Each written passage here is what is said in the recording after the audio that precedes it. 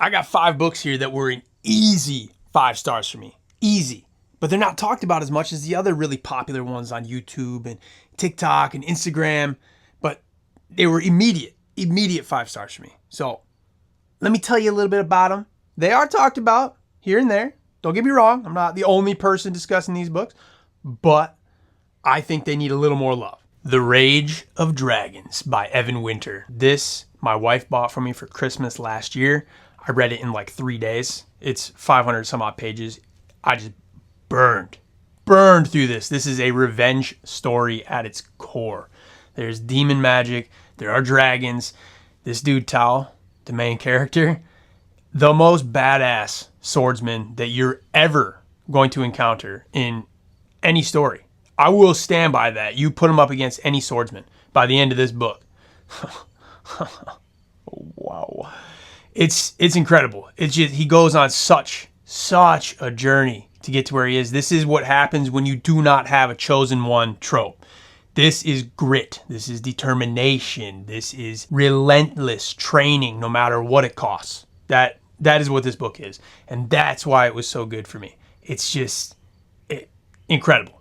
Absolutely worth your time. Absolutely 5 stars. I haven't read the second one yet because I'm waiting for that 3rd release date. It's supposed to release in the next year or so. It's supposed to be on track for that.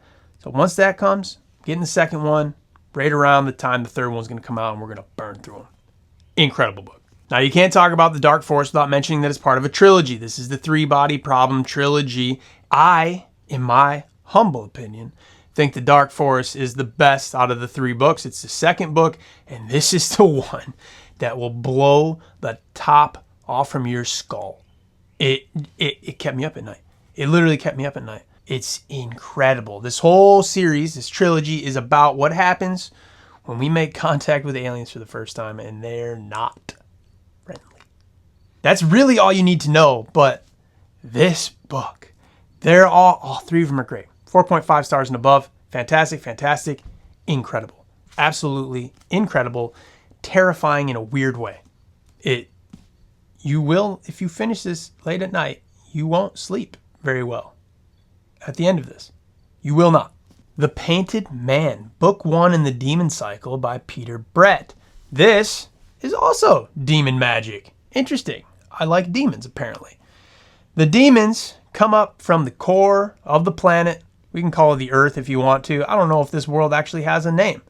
But it comes up from the core every night, and they terrorize the people that still live on the surface. This is about ward magic, so inscribing, drawing, painting symbols onto things to protect yourself from the demons. It blocks them, it bars their way. There are different wards for different demons, for different types of magic. It's some of the coolest magic that you're ever going to read about, and one of the darkest, dirtiest, disturbing worlds that you're going to read about. It's a 5-book series. I am 4 books deep through 4 books. Fantastic. Absolutely fantastic. I'm a little terrified to get to the end. After 5 books, you really hope that they bring it home, But definitely worth your time. Without a doubt, 5 stars. Loved it. There are some mature themes in here. There are some disturbing elements. So be forewarned.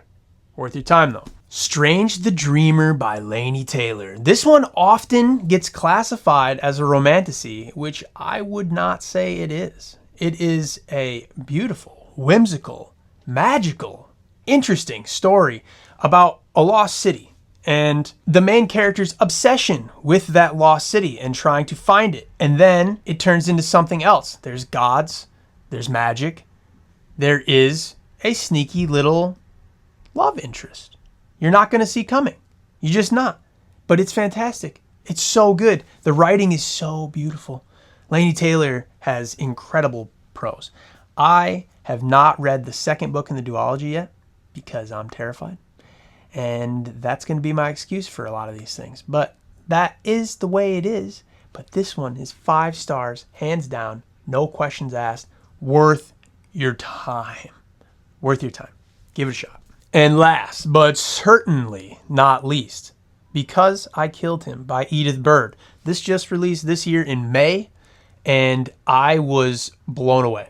I was just not expecting to like it as much as I did. This is a 1920s vibe, futuristic, sci-fi, dystopian, academy setting, and there is a little bit of romance in there. There's sword fighting. There are incredible characters and such a weird hierarchy and just disturbing world in a way because of the way that it's built, the way that it's set up. It can give you some Red Rising vibes in that sense because the hierarchy is color-based. And the way the ruling class treats the classes below them is similar in that way as well. But that's the same for any type of book that has a dystopian hierarchical society. It's always set up like that, but this one still feels different, fresh, interesting, and you're gonna love these characters. You're gonna love this story. It's got a lot of political overtones. It's got a lot of cool mini plots that go on through this, and you're basically just following the POV of this main girl throughout her first school year in this academy, and it's a wild one, to say the least. And even if you've read a lot of academy books, I have not. I think the last time I read one was actually Harry Potter.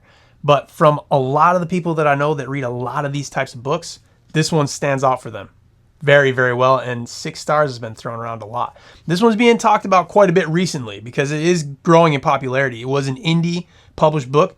Now it is moving towards traditional publishing. Starting to see it in bookstores. And that's really amazing because this is planned for a 5-book series, I believe.